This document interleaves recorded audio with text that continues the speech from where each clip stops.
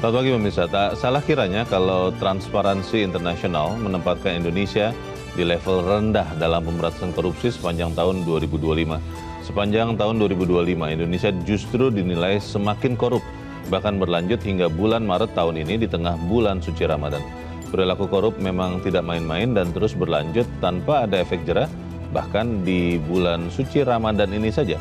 Sudah ada 3 kepala daerah yang dicokok Komisi Pemberantasan Korupsi, yaitu Bupati Pekalongan Laila Fathia alias Fadia Arafik, lalu Bupati Rejang Lebong Muhammad Fikri Tobari, dan terakhir Bupati Cilacap Syamsul Aulia Rahman yang ditangkap di akhir pekan lalu. Pemirsa, inilah editorial Media Indonesia di seri ini Selasa 17 Maret 2026 dengan tema Korupsi Tak Kunjung Henti. Bersama saya Leonard Samosir, dan Anda semua juga bisa ikut menyatakan pendapat Anda nanti dengan menelpon nomor 021 583 99 100. Dan pemirsa, pagi ini telah hadir bersama saya Ketua Dewan Redaksi Media Group Elman Saragih. Bang Elman, selamat pagi. Pagi, Bung Leo. Pernah mencuri tidak, Bang? ini pertanyaan mendasar karena korupsi itu kan sebenarnya nama paling keren dari mencuri, dari nyolong sebetulnya, Bang. Nah, pertanyaannya, kalau kemudian kita disuguhkan lagi kepada 3 kepala daerah yang tertangkap tangan, Bang, jangan-jangan masih ada lagi. Pertanyaannya, Bang, apakah memang bangsa Indonesia ini masih punya pengharapan bahwa para pemimpinnya itu tidak mau mencuri, Bang, tidak mau nyolong lagi, Bang? Bagaimana, Bang? Ya, memang ya saya harus mohon maaf dulu ya, Leo ya.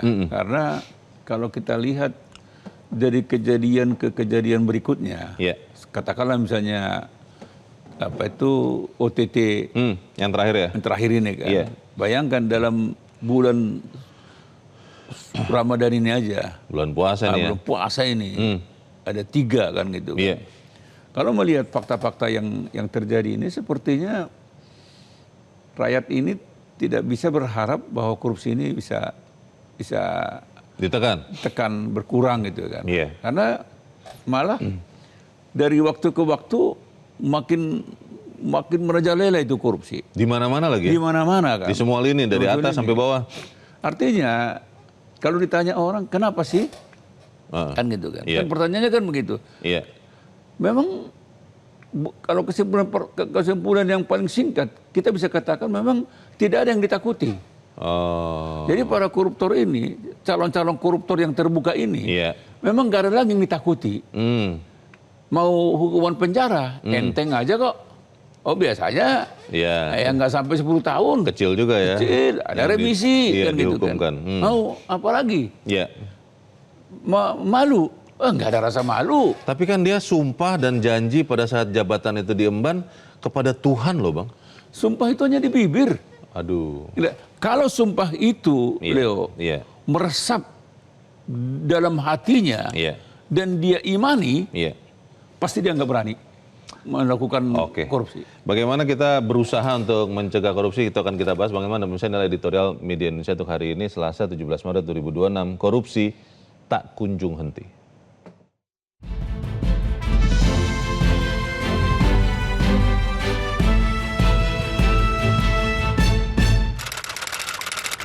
Korupsi tak kunjung henti.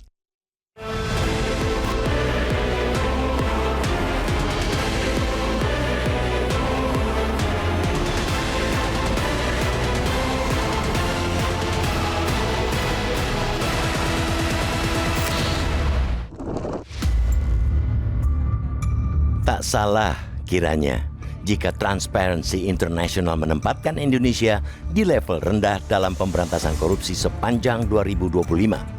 Sepanjang tahun lalu, Indonesia justru dinilai semakin korup, bahkan berlanjut hingga Maret ini di tengah bulan suci Ramadan. Dalam Indeks Persepsi Korupsi 2025 yang disusun Transparansi Internasional, skor persepsi publik Indonesia terhadap korupsi di jabatan publik dan politis turun drastis. Dari posisi 37 pada 2024 menjadi 34 pada 2025, dengan angka 100 sebagai skor tertinggi alias paling bersih. Skor 30-an masih jauh dari separuhnya. Sudahlah, masih di kategori korup. Tahun 2025 justru semakin korup.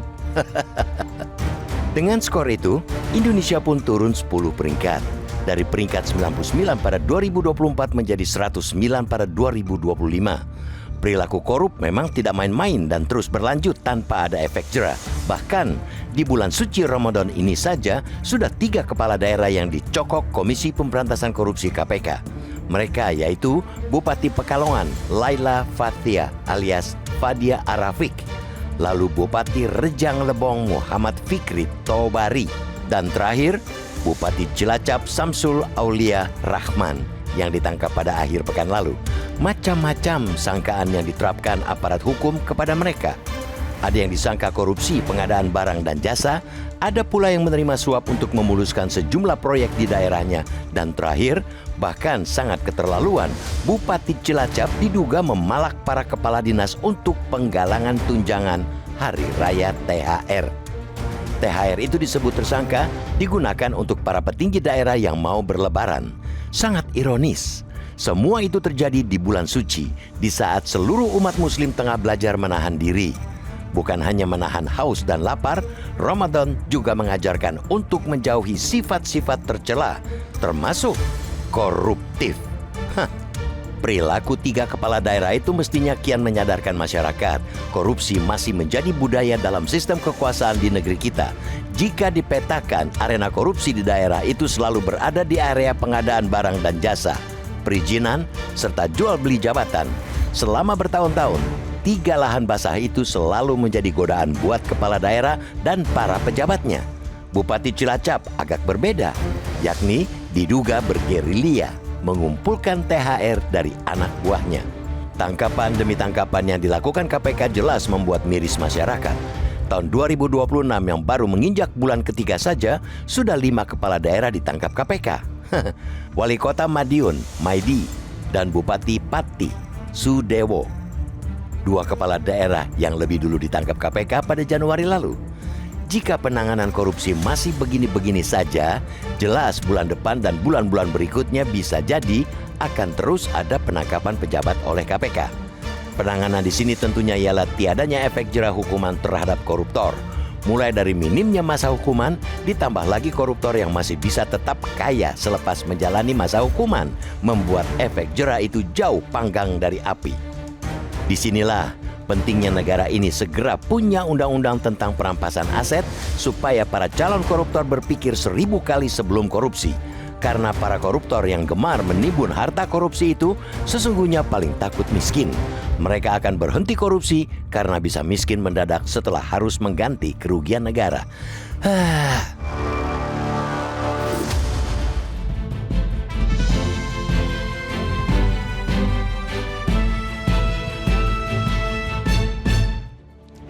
Di bagian berikut Anda bisa ikut menyatakan pendapat Anda, pemirsa. Untuk saat ini tetaplah bersama kami.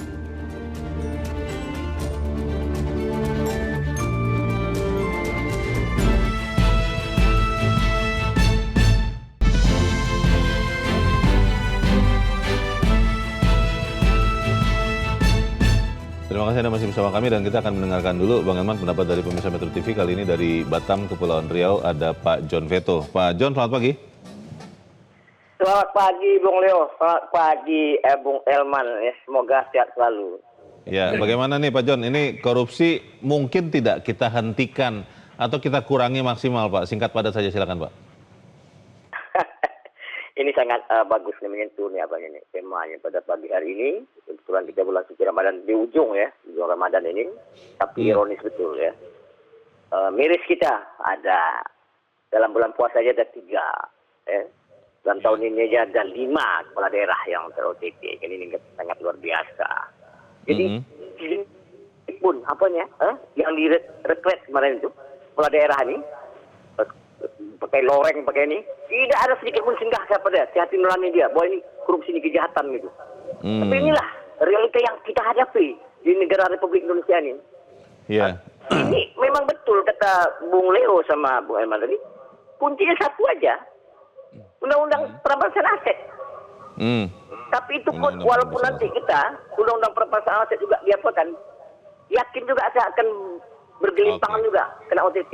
Karena mental tadi itu tahu lah tuh Bung Elman lagi itu memang dah gitu tipikalnya kita. Apa yang terjadi di Republik ini? Ya? Jadi itulah kuncinya ya, supaya kemudian koruptor mau berhenti korupsi. Terima kasih Pak John Veto di Batam, Kepulauan Riau untuk pendapat Anda. Selamat pagi Pak. undang-undang perampasan aset, Bang Elman. Tapi pertanyaannya kan itu sudah banyak sekali yang menyuarakan, tapi kan tidak jadi-jadi juga undang-undang itu. Bagaimana, Bang? Ya memang itu juga jadi pertanyaan besar juga buat kita ya. Hampir bisa dipastikan ya, kalau ada undang-undang perampasan aset itu, minimal itu akan mengurangi. Minimal itu akan membuat mereka ada rasa takut ya. Karena kalau undang-undang perampasan aset itu diterapkan secara konsekuen, itu kan dengan kata lain kan dengan sendirinya kan memiskinkan para koruptor itu kan. Dan itu yang mereka sangat khawatir. Kalau misalnya sepakat kita semua, sepakat atas semua DPR, semua pemerintah sepakat diterapkan itu, mereka pasti takut. Dan itu akan membuat efek jerak. Karena yang ditakuti para koruptor ini, satu-satunya sekarang tinggal kemiskinan. Takut miskin ya? Takut miskin. Nah, tadi ada juga saran sebetulnya kan, bagaimana hukuman mati misalnya. Karena masih ada itu di KUHP. Ada. Kalau diancam hukuman mati dan itu diterapkan, itu juga bisa sebetulnya. Tetapi kan dianggap tidak manusiawi. Karena mengambil tapi nyawa orang. Yang cukup manusiawi adalah ketika para koruptor itu diancam, dimiskinkan, diancam, dirampas semua. Yang disisakan hanya tinggal bagaimana hidup biasa gitu ya. Baju di badannya. Ekstrimnya begitu ya. Bisa makan. Tapi dia tidak akan bisa lagi misalnya katakanlah flexing gitu ya. Dengan liburan kemana-mana. Bahkan dia nggak bisa lagi punya mobil gitu. Dan dia juga kedua juga memang dia harus diganjar lagi bahwa dia tidak diperkenankan lagi untuk ikut pemilu misalnya. Dicabut hak politiknya. Hak politiknya dicabut seumur hidup. Kalau sekarang kan lihat ini. Saya lihat kemarin ada mantan narapidana ya. Ya kan. Nah, ini dia korupsi ya? Ya udah narapidana, narapidana korupsi kan. Anteng aja dia bersama-sama duduk dengan pejabat-pejabat dan hau juga dia. Nah, artinya ini kan penghinaan kan. Penghinaan terhadap hukum. Penghinaan terhadap ya kita semua kepada rakyat. Karena dia telah membuat rakyat sengsara kan. Pertanyaannya Bang, kembali lagi undang-undang perampasan aset itu bagaimana kita bisa memastikan ada segera, karena kalau undang-undangnya tidak ada, ya tidak ada harapan. Tapi kita harus jeda dahulu, pemirsa tetap bersama kami, Editorial Media Indonesia segera kembali.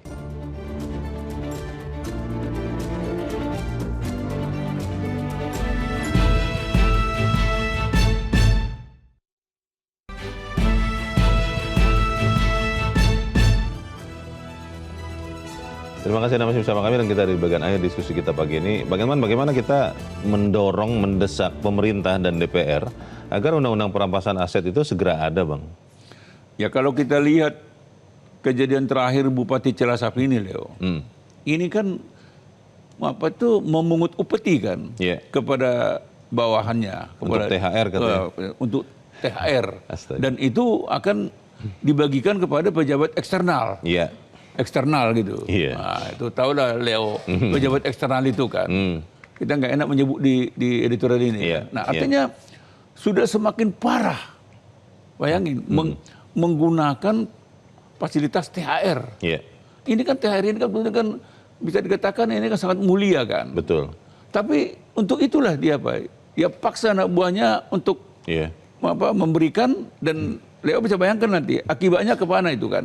Kan rakyat juga akan dimiskinkan kan. Betul. Nah, kalau melihat itu jenis-jenis korupsinya memang sudah parah.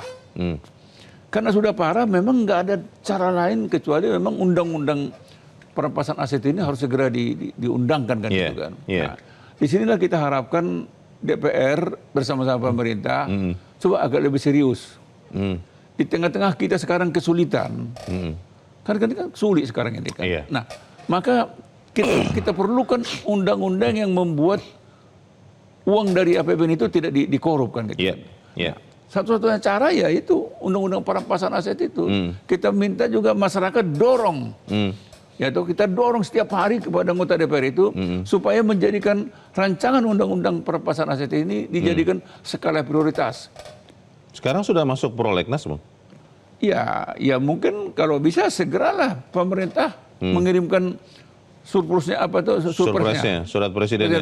Itu. Supaya kemudian segera bergulir ya. Jadi supaya nggak ada lagi alasan dari DPR untuk menunda. Dan kita dorong juga para ketua umum partai, karena yang di sana itu kan di bawah asuhannya ketua umum partai kan. Didorong juga supaya mereka juga memandang rancangan undang ini juga sangat urgent, sangat penting, mendesak. Kalau enggak ini saya nggak tahu lagi besok kepala daerah atau para koruptor punya alasan apa lagi untuk korupsi. Bayangin untuk THR. Ini baru pertama kali nih. Motifnya mungkin perlakuan kelakuan seperti ini juga ada lagi di tempat lain. Tapi belum ketahuan. Hanya Bupati Cilacap apes. Nah, untuk itu juga kita minta KPK usut juga di kepala-kepala daerah yang lain. Jangan-jangan juga melakukan hal yang sama yang di Cilacap ini kan. Apakah jangan-jangan ya amit-amit ya Bang, masih menunggu lebih banyak lagi kepala daerah yang tertangkap tangan, baru kemudian para pembuat undang-undang bersegera menjadikan undang-undang perampasan aset itu, Bang? Saya membayangkan, Leo, andai kata KPK bersama-sama dengan Kejaksaan Agung, bersama-sama dengan Kepolisian Republik Indonesia melakukan sorotan tajam untuk melakukan penyelidikan, fokus kepada kepala daerah. Jangan-jangan 90% kepala daerah masuk bui semua ini, Leo. Ketangkap tangan semua. Aduh. Kalau ketiga lembaga penegak hukum ini sama-sama, ayo kita sama-sama yuk. Baik. Kita lakukan dulu pembersihan di kepala daerah. Jangan-jangan 90% masuk penjara semua ini. Kita harap supaya jangan sampai seperti itu ya, Bang. Jangan. Amit-amit deh. Supaya kemudian kita bisa melihat korupsi ini segera berhenti. Bang Eman, terima kasih sudah hadir di tempat ini. Selamat pagi, Bang. Pemirsa, disinilah pentingnya negara Indonesia punya undang-undang perampasan aset agar para calon koruptor berpikir 1000 kali sebelum korupsi. Karena para koruptor yang gemar menimbun harta korupsi itu sesungguhnya paling takut miskin. Mereka berhenti korupsi karena bisa miskin mendadak setelah harus mengganti kerugian negara. Saya Leonard Samusi, terima kasih Anda sudah menyimak editorial Media Indonesia pagi ini. Terus jaga kesehatan Anda, terus jaga nurani Anda. Selamat pagi, sampai jumpa.